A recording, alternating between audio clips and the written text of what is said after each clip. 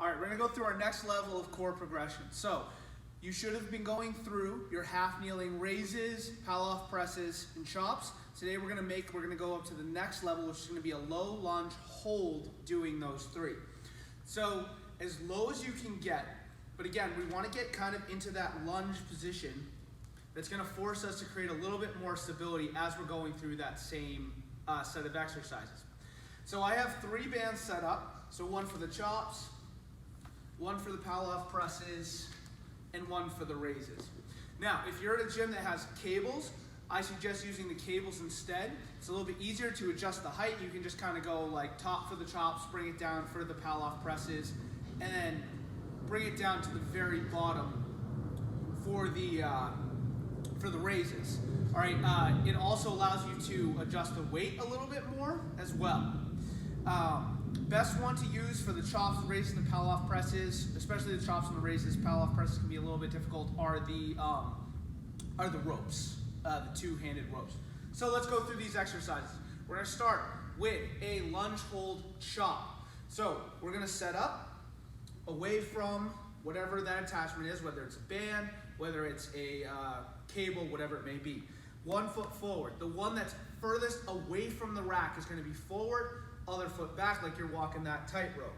You're gonna come down into that lower lunge position, top hand up, bottom arm down, and then we're going to come right across. Make sure you set yourself up so that you can get across smoothly without catching yourself like I just did.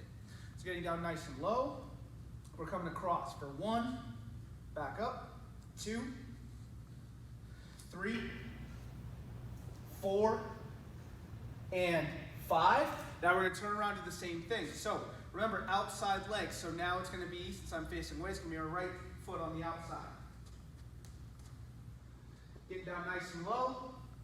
1, 2, 3, 4, and 5.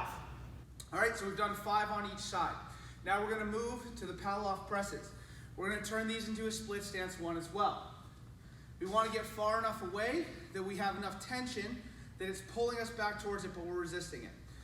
Just in the sake of me not walking off the frame of the camera, I'm gonna come in a little bit closer, but I've still got plenty of tension in that band. Foot closest to the rack is gonna tip slightly back. So if you were looking at me from the side, be right up on that back toe, so that increases the stability I need to have. Right here, we're gonna press straight out.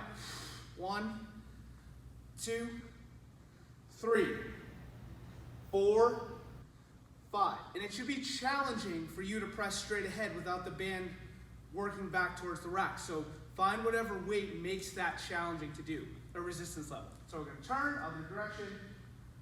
Again. 1, 2, 3, 4, and 5.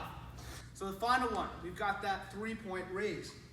So we're going to the low attachment, or bringing the attachment down as low as it can go. Again, we're in the bottom of that lunge position. You start with the knee on the floor and then hover it at the very end. And again, this one, remember, 3 spots. So we're here, 2, 3, pressing up and away. So bringing that back knee off the ground.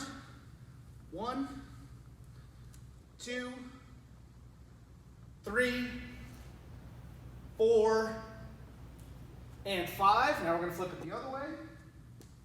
Again, we can start with that knee down and bring it up. 1, 2, 3, 4, and 5. Go through that as many times as is in your personal training.